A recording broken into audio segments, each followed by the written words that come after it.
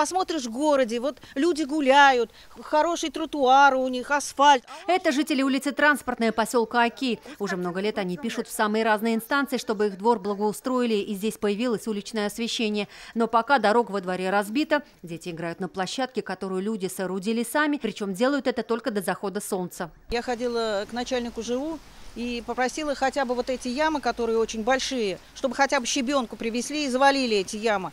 А он сказал, у нас средств на это нет. Отсутствие освещения сейчас главная проблема, говорят жители этой улицы. Вдоль домов проходит оживленная дорога в Садовое общество. Вечерами в темноте от остановки школьного автобуса домой добираются дети.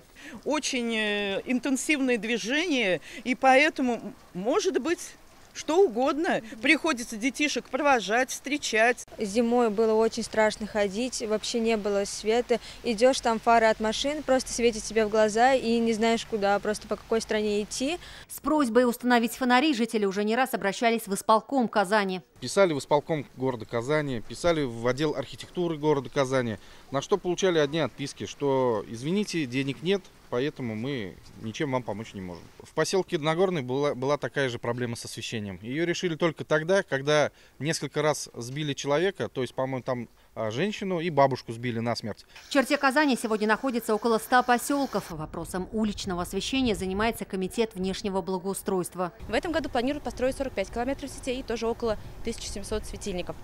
В том числе в поселке Оки на улице Сосновая появится освещение. Что касается улиц Транспортной, в этом году работы там не запланированы.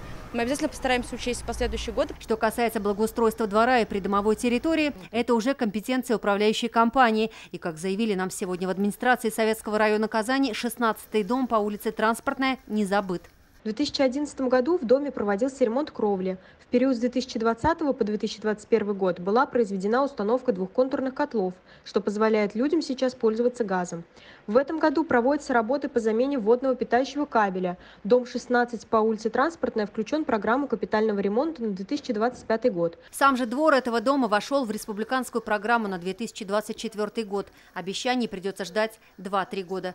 Юлия Гоголева, Ильшат Мухаметов, ТНВ, Казань.